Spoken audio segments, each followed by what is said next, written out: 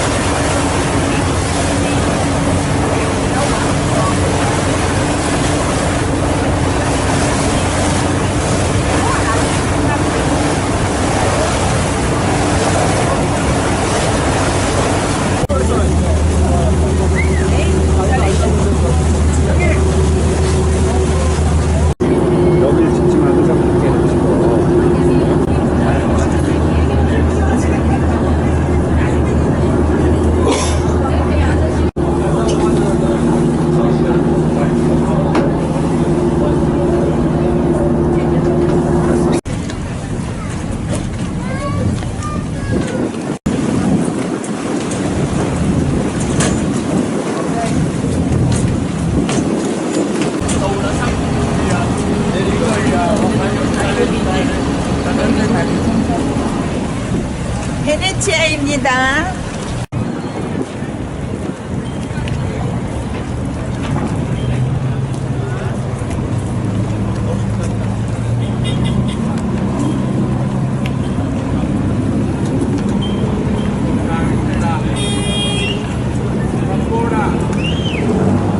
바로 진흙과 찰흙으로 이루어져 있는 갈대들이 자라고 있는 섬이 바로 이 베네치아였던 겁니다. 더군다나 이 베네치아는 오늘날까지도 마찬가지지만 118개 섬으로 구성되어 있는 많은 섬으로 이어져 있는 섬이었던 겁니다.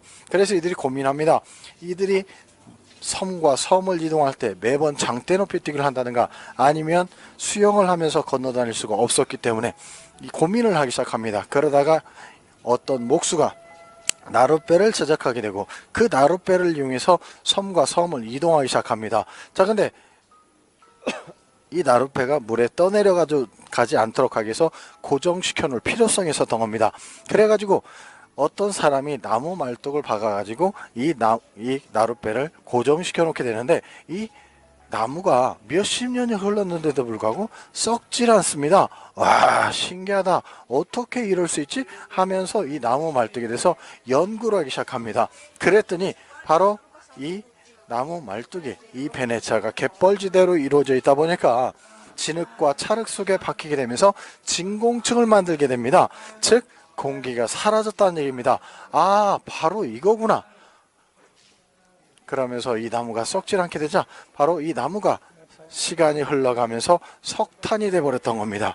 그래가지고 이 방법을 이용해서 바로 이 베네차를 건설하기 시작하는데, 여러분들 왼쪽과 오른쪽에 보면 수많은 건물들과 함께 구조체들이 서 있습니다. 이 구조체들 안에는 무수한 나무 말뚝들이 박혀가지고 이 건물을 지탱하고 있을 뿐만 아니라 여러분들이 걷고 있는 이 도로 아래도 정말 많은 나무 말뚝들이 박혀가지고 여러분들을 지탱하고 있는 겁니다. 그래서 여러분들이 잘못 걸음을 걷다 보면 어느 지점에서 푹 빠집니다. 왜? 여러분들의 무게가 무거우면 빠질 수가 있는 겁니다. 자, 근데 여러분들 이 베네치아 사람들이 이렇게 해서 도시를 건설하긴 했는데 바로 이들이 또 고민을 합니다. 우리가 이곳에서 살기 위해서는 돈을 벌면서 살아야 되는데 어떻게 하면 이곳에서 우리가 안정된 삶을 살 수 있을까 고민합니다. 그러다가 이들이 가지고 있는 게 있었습니다. 뭐였느냐? 바로 물고기라는 게 있었습니다. 바로 바다 한가운데 있는 섬이었기 때문에 많은 물고기를 가지고 있었던 겁니다.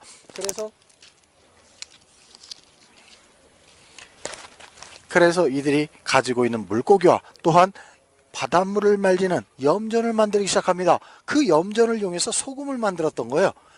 그 소금과 물고기를 이용해서 상업, 무역을 하다 보니까 돈벌이가 아주 짭짤합니다. 그러다 보니까 왜? 바다에 묻는 무한의 자원이었거든요. 그래서 오늘날까지도 마찬가지지만 이 소금이라는 것은 부자든 가난한 자든 누구에게나 필요했던 것이 바로 소금이었던 겁니다. 그러다 보니까 그 물고기와 소금을 이용해서 상업, 무역을 하다 보니까 돈이 많이 벌리기 시작하고, 그 돈이 많이 벌기 시작하자 또 욕심들이 생겨가지고 더 많은 무역품들을 통해서 더 많은 돈을 벌기 위해서 욕심을 내기 시작합니다. 그러면서 먼 바다 이웃 나라를 항해를 하기 시작하는데, 먼 바다 이웃 나라로 갈수록 무역품들이 많아지기 시작하면서 또 다른 무역품들 때문에 많은 돈을 벌기 시작하면서 이 베네치아에 또 문제가 생기기 시작합니다. 어떤 문제가 생겼을까요? 남자들이 문제였던 겁니다. 바로 남자들이 바람을 피기 시작했던 겁니다. 그 바람을 피는 건 좋은데 이 사생아이들이 태어나기 시작합니다. 근데 그 사생아이들을 그냥 길바닥에 버려버립니다. 버려버리니까 애들이 굶어서 죽기도 하고 추워서 얼어 죽기도 하고, 그러면서 이 베네치아 공화국에서 인명을 존중시켰던 베네치아 공화국에서 이를 두고 볼 수가 없었던 겁니다. 만약 너희들의 재산을 가지고 그 아이들을 양육할 수 있음에도 불구하고 그 아이들이 죽어나가는 것을 이 베네치아 공화국에서는 두고 볼 수가 없다. 만약에 발각되는 날에는 하늘로부터 천벌받게 될 거고 교회로부터 출교를 시키겠다고 명령을 내렸던 겁니다. 그런데도 불구하고 그 남자들이 바람 피는 게 너무 즐겁다 보니까, 그쵸 아버님? 아닌가요? 머리였던 겁니다. 그래서 그 빨간머리 신부님 하고 애칭이 붙다 보니까 저렇게 현판에도 저렇게 글이 써지게 된 겁니다. 자, 이 베네치아 사람들이 이곳에 들어와서 또 절대적으로 필요한 게 있었습니다. 그게 뭐였을까요, 어머님? 모르지. 내가 어찌 알아. 바로 이 사람들이 이 섬에 들어와서 절대적으로 필요한 게 바로 식수가 필요합니다. 그래서 이들이 고민을 자, 우리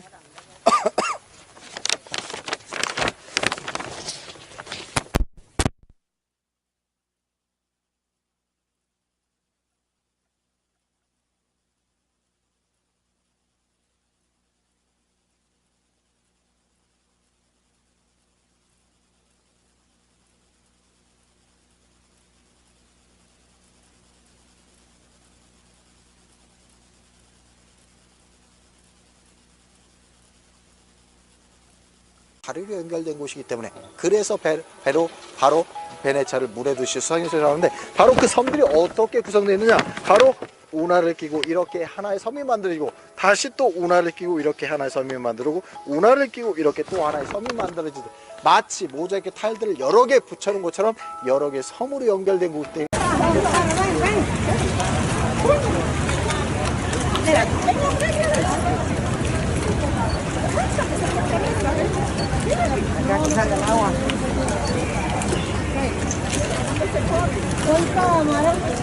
당시의 감옥입니다. 근데 이 감옥이 유명하게 된 이유가 있습니다. 바로 여러분들이 잘 아는 사람이 있습니다. 1754년도에 이 베네치아에서 유명한 인물이 태어났던 겁니다. 누구였을까요? 바로 자코모 카사노바라는 사람이 태어났던 겁니다. 베네치아가 무역을 통해서 사치와 향락문화가 발달하다 보니까 이 사람도 신성모독죄로 이 감옥에 갇히게 됩니다. 근데 그 감옥에 갇히는 순간 이 사람이 자유를 박탈당하면서 여자를 사랑하고 자유를 사랑했던 사람이 이 감옥에 갇히는 순간 자유를 박탈당할 뿐만 아니라 밀물때가 되면 밑이 잠겨버리죠. 쥐가 돌아다니죠. 하다 보니까 도저히 사람이 살 수 있는 공간이 아니었던 겁니다. 나는 도저히 여기 못 살겠다. 이 감옥을 탈옥해야 되겠다. 어떻게 하면 이 감옥을 나갈 수 있을까 고민합니다. 그러다가 이 감옥에 갇히기 전에 프랑스 외교관의 여자와 바람을 핀 적이 있었던 겁니다. 그 여자의 도움으로 칼이 방 속에 숨겨져서 그 칼을 이용해서 저녁마다 자기 침대 밑을 열심히 파기 시작합니다. 몇 날 며칠을 팠는지 모릅니다. 정말 열심히 팠습니다. 드디어 내일 모레면 내가 이 지긋지긋한 감옥을 나갈 수 있겠구나 하고 안도의 한숨을 쉬고 잠자리에 들려고 하는데 그날 저녁에 누가 방문을 두드립니다. 간수였던 겁니다. 야 카사노바, 너 그동안 얼마나 고생만 하니? 이 햇볕도 들어오지 않고 바람도 통하지 않는 습한 지하 감방에서 정말 고생 많았다. 너를 바람도 잘 통하고 햇볕도 잘 도는 옥탑방으로 옮겨줄게 하는 겁니다. 슬퍼할 겨도 없이 다시 한번 이 사람이 지붕을 뚫기 시작합니다. 지붕을 뚫고 유일하게 이 감옥을 탈옥하다 보니까 그 사람 때문에 유명하게 된 감옥으로서 이 사람이 이 감옥을 탈옥할 때 유명한 말을 남깁니다. 뭐라고 했느냐? 너희들이 나를 이 감옥에 가둘 때 나에게 동의를 구하지 않았듯이 나도 너희들에게 동의를 구하지 않고 이 지긋지긋한 감옥을 나가노라 하면서, 여러분들이 좀 이따 보시게 될 그 산마르코 광장 한쪽에 마련되어 있는 플로리안이라는 커피숍에서 커피를 여유있게 한 잔 마시고 파리로 도망갔던 멋진 사람이었던 겁니다. 자, 그 사람이 또 죽치도록 하는 규정이 있었다고 합니다. 그래서 그 받쳐진 유물과 조각들을 가지고 저 성당을 건축하다 보니까 저렇게 다채로운 많은 색깔의 기둥들이 만들어질 수가 있었고, 또한 2층에 보시면 중국에서나 볼 수 있는 그 달라이라마의 그 조각상을 여러분들이 보실 수가 있고, 또 가운데 커다란 아치에 보면 청동기마상 4마리가 있습니다. 저것도 역시나 고대 로마 시대의 유적이었던 것을 바로 콘스탄티노플을 점령하면서 거기에서 가져왔다 하게 되면서 다시 이탈리아 베네치아에 반환된 유물이 저 자리에 저렇게 있는 겁니다. 그래서 여러분들 좀 이따 이 성당문이 열립니다. 열릴 때 여러분들 이 성당에 꼭 한번 들어가 보시길 바랍니다. 전면에 보시면 굉장히 많은 그림들이 있죠. 저 그림들이 여러분들 붓으로 그린 게 아니라 여러분들 손톱보다 더 작은 모자이크 타일들을 이용해서 저렇게 멋진 그림들을 만들고 있는데, 저 타일들이 실제 금입니다. 여러분들 그전 97년 나폴레옹이 이 베네치아를 점령하면서 이 광장에 서서 한마디를 하게 됩니다. 뭐라고 했느냐? 와, 유럽에서 가장 화려한 정원에 내가 서 있구나 라고 극찬을 했던 광장이 바로 이 광장이었던 겁니다. 자, 여러분들 이 광장의 문제점이 뭐냐? 겨울철 되면 해수면이 상승하게 되고 그 해수면이 가장 먼저 침수를 당하는 곳이 바로 이 산마르코 광장입니다. 그래서 1966년도 이 광장의 바닥이 무려 1.94m까지 물에 잠겼었는데, 그때 당시 사람들이 이곳에서 수영을 하고 다니고 곤돌라를 타고 다니는 모습을 여러분들이 인터넷상에서 찾아보실 수가 있습니다. 자, 여러분 오른쪽에 보시면 아치가 중첩되어 있는 또 멋진 궁전이 나옵니다. 저 궁전이 바로 백기오라는 궁전으로서 15세기 당시 산소비노라는 건축가가 설계하는 그 궁전이기도 한데, 저 궁전의 용도가 무슨 용도냐? 바로 이 베네치아 공화국 시절에 이 베네치아에는 9명의 검사들이 있었는데 그 검사들을 위한 사무실로 저 전체가 사용됐었다고 합니다. 여러분들 왼쪽도 마찬가지입니다. 이것도 역시나 바로 그 16세기 당시 바티스레로라는 건축가에서 만들어진 그 궁전으로서 이것도 역시나 그 9명의 검사들을 위한 아파트로 정체가 사용될 정도로 막강한 권력과 권한을 가진 집단이 바로 이 베네치아의 검사들이었던 겁니다. 자, 여러분 뒤를 돌아보는 순간 여러분들한테 아주 멋진 종탑이 나옵니다. 저 높이가 무려 96m요. 다시 그 꼭대기 높이에 3m 높이의 가브리엘 천사가 서 있습니다. 근데 그 가브리엘 천사가 순금으로 만들어졌을 뿐만 아니라 바람의 방향에 따라 돌아가는 구조를 만들고 있습니다. 자, 근데 저 종탑과 관련된 인물이 있습니다. 여러분들 너무나 잘 아시는 지구가 태양의 주위를 돈다 했던 지동설을 주장했던 사람이 있습니다. 바로 갈릴레오 갈릴레이. 그 갈릴레오 갈릴레이가 발명한 발명품이 있었습니다. 뭐였을까요? 까마득하죠. 예. 망원경이었던 겁니다. 그 망원경을 잘하는 목적으로 이 베네치아에 때마침 누가 와 있었느냐? 바로 두칼레 궁전을 건설하기 위해서 레오나르도 다빈치가 와 있었던 겁니다. 그 레오나르도 다빈치와 총독을 이끌고 저 꼭대기까지 올라가서 별을 관측하면서 자신의 망원경을 자랑했던 그 유명한 종탑이기도 합니다. 그래서 여러분들 오늘날 저 종탑이 베네치아를 한눈에 내려다볼 수 있는 전망대 역할을 하고 있다 보니까 사람들이 저기 올라가서 베네치아를 내려다보고 있는 겁니다. 여러분들 올라가실 수 있는데 엘리베이터 엘리베이터를 타고 올라가실 수 있는데 입장료가 8유로입니다. 또한 엘리베이터 정원이 있기 때문에 시간이 많이 걸린다는 것을 생각하시고 빨리빨리 움직이셔야 됩니다. 자, 여러분들 잠깐만 사진 찍는 거 중단해 주시고. 이쪽에는 까매.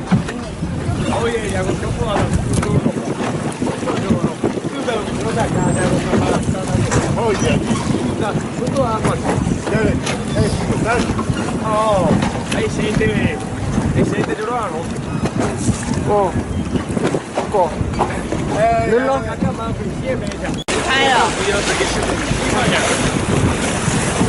잠깐만 여기 봐요.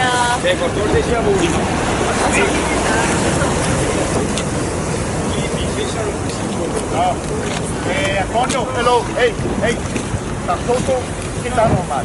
Não, stop, stop.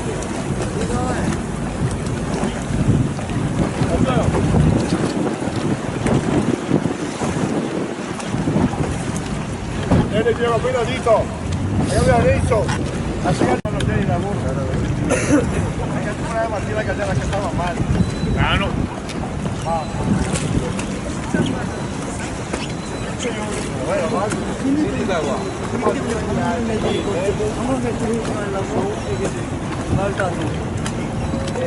지네끼리 그냥. 그러니까 욕을 했는지 뭘 했는지 너가 먼저 가냐? 찍을까 보네.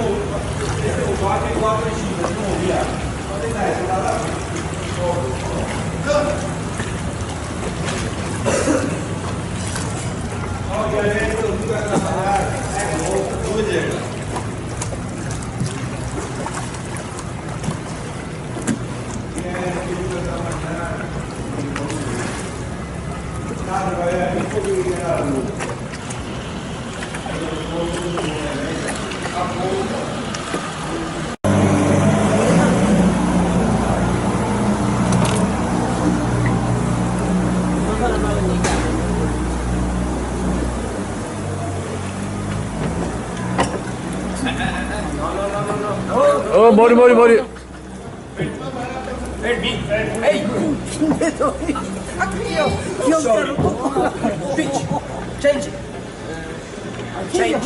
체인지래. 체인지 하지 말라고.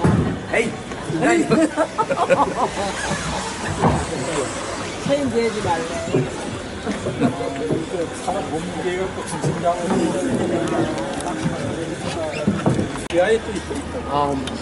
지하철도 문 가득 차요. 대단해. 열불인데 사람 타고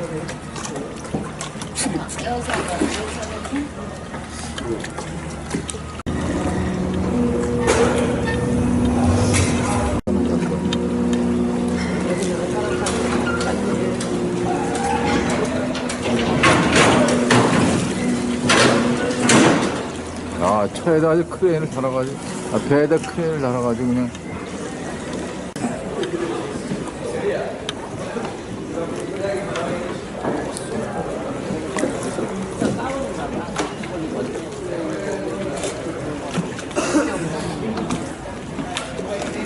여봐 여기 다 있고.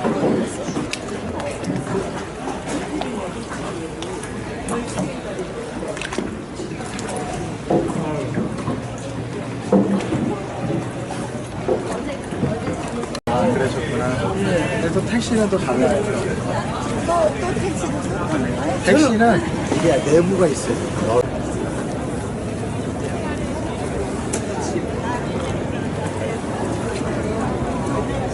아 바깥쪽으로. 여기 무슨 건물인지 센터. 아니 입니다. 그게 무슨 뜻이냐? 하루를 24시간으로 나눠놨다는 뜻입니다. 그래서 시침 하나만 가지고도 시계를 알 수 있는 그런 구조를 만들고 있는 거예요. 다시 그 안쪽에 보시면 12가지 동물 12지신을 이용해서 달을 나타내주고 있고, 다시 그 안쪽에 해와 달과 별, 별자를 이용해서 계절까지 나타내주는, 저 위에서부터 아래까지 퍼펙트하게 일체형으로 이루어져 있는 시계일 뿐만 아니라 시계의 인면 자체가 순금이 입혀져 있었다고 합니다. 그래서 저 시계탑을 볼 때 황금의 시계탑이라고 불렸던 겁니다. 자, 여러분들 두 분 또 오셨나요? 두 분 아직 안 오셨어요?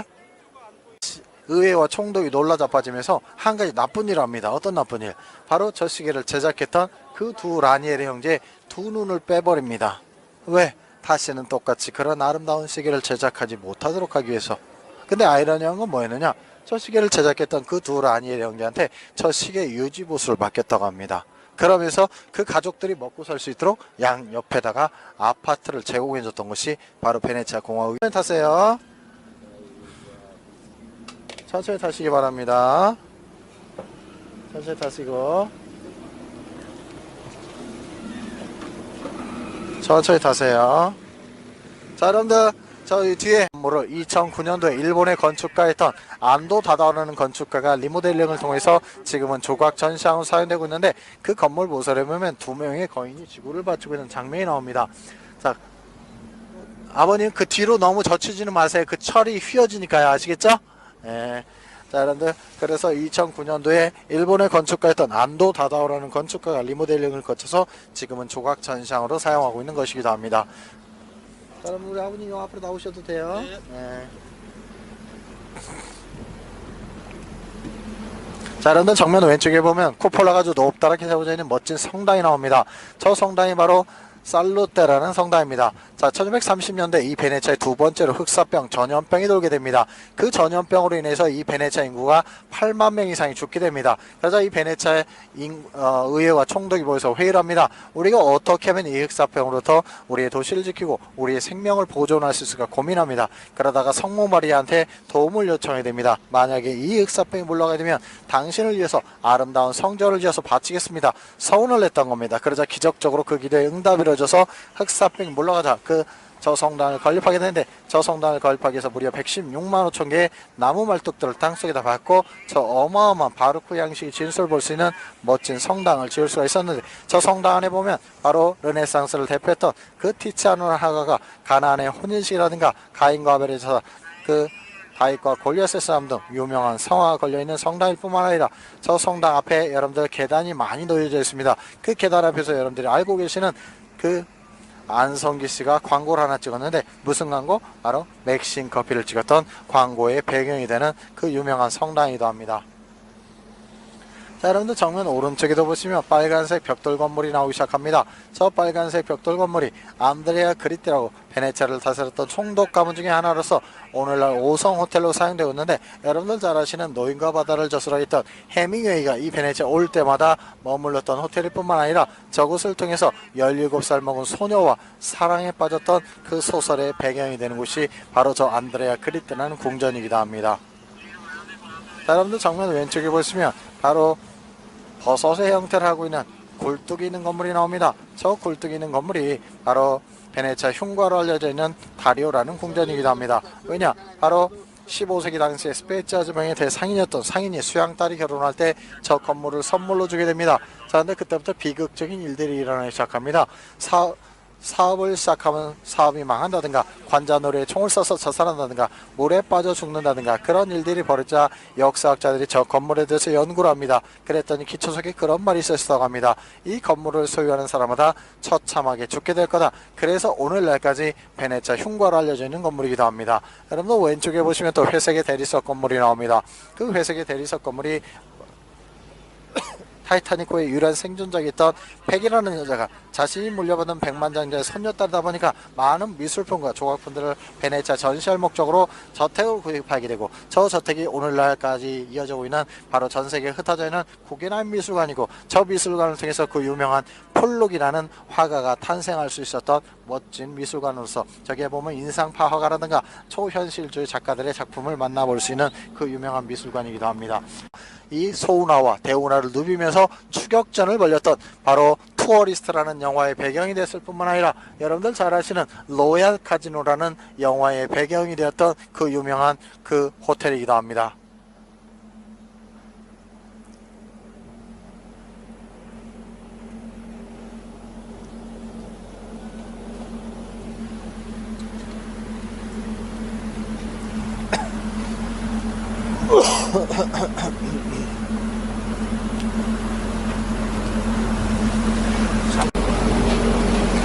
야, 그 안에 있는 거 하나 찍어봐야 뭐해. 자, 여러분들 정면 오른쪽에도 보시면 그 건물 지붕에 두 개의 뿔이 달려있는 건물이 보이기 시작합니다. 여러분들 오른쪽에 보시면 그 궁전이 있는데 저 궁전이 바로 발비라는 궁전이기도 합니다. 전문가들과 엔지니어들이 이 베네치아에 와서 설계를 응모하게 되는데 그 스페인의 엔지니어였던 깔라트라라는 사람이 자신의 설계권을 이 베네치아에다 기증을 해버립니다. 그래가지고 그 사람의 설계안이 당선이 됐는데 공사를 하면서 부실 공사를 하는 바람에 기초가 자꾸 벌어지는 현상이 일어납니다. 그러다 보니까 저 다리의 유지 보수 비용으로만 매년 300만 유로 이상의 많은 돈이 소요가 되다 보니까 바로 저 다리가 베네치아의 흉물이 된 겁니다.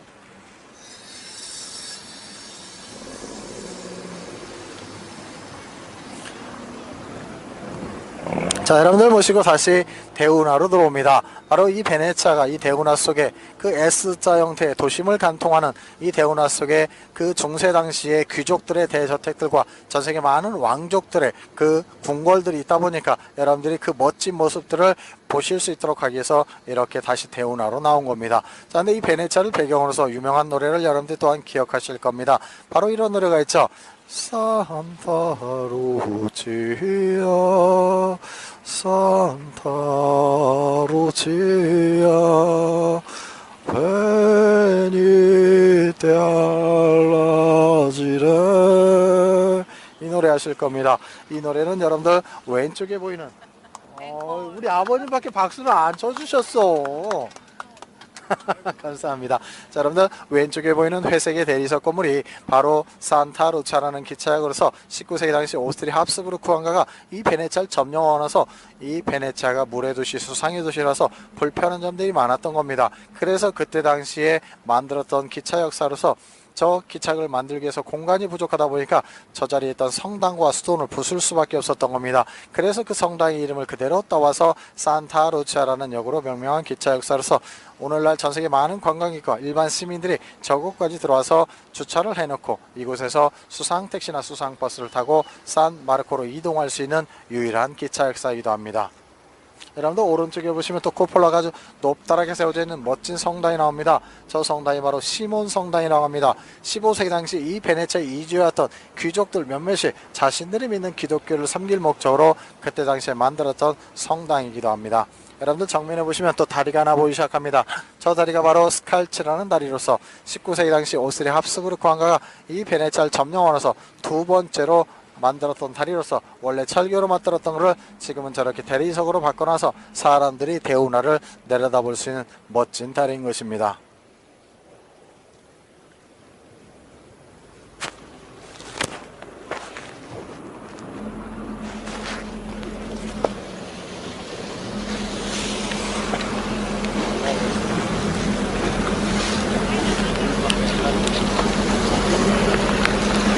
제가 지중해 모임의 전성이셔 터키인들이 이곳에 본거지를 삼았던 상관 건물입니다. 그 상관 건물을 지금은 리모델링을 거쳐서 자연사 박물관으로 사용하고 있는